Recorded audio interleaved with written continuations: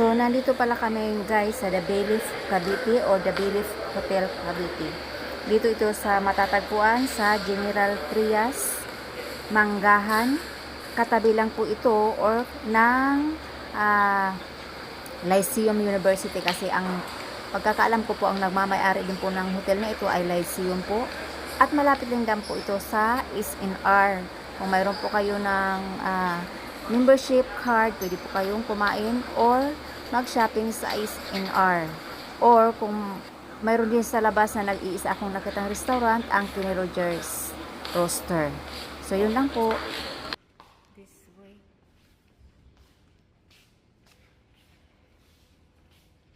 It's close to Lyceum. That's Lyceum. Yeah. Where's the SNR?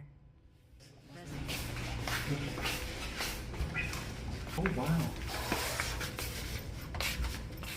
So, this is the room. Wait, the CR first. So, the CR, meron silang yan, mga dito. Then, the toilet. And this is shower. I hear that's an art you can see it from here.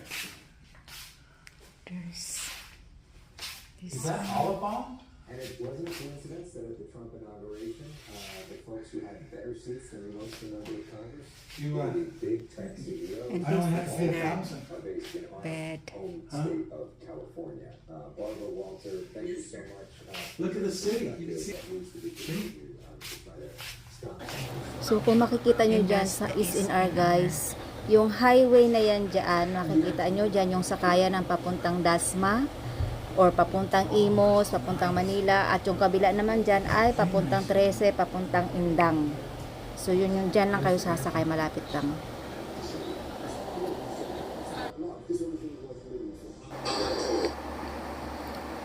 At ito na nga yung sadya namin dito guys, kung bakit kami nagpunta sa Bailiff Hotel ay dahil sa kanilang swimming pool. Kasi dito kami magsiswimming dahil napakainit ang panahon ngayong araw, as in danger level yung init, kaya nandito kami para magpalamig at magtampisaw sa kanilang napakagandang swimming pool at napakatahimik.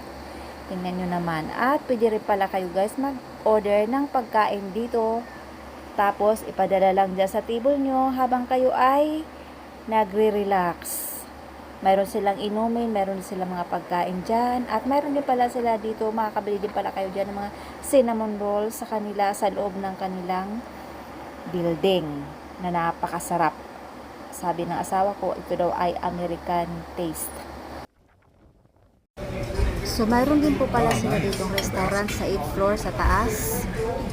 Kung gusto nyo ayaw nang kumain sa labas or para hindi na kayo mapagod, meron po sila dito. Or pwede naman kayong kung gusto nyo mag-malling, pumunta kayo ng SM Dasmariñas, isang sakay lang naman yun. Sakay kayo, maglalakad lang kayo ng konti, tapos sasakay na kayo ng jeepney or sasakay na kayo ng bus. Or kung gusto nyo naman, mag-grab na lang kayo para mas mabilis at safe.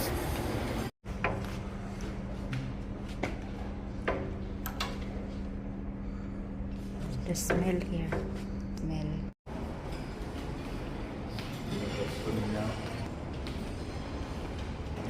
The breakfast buffet.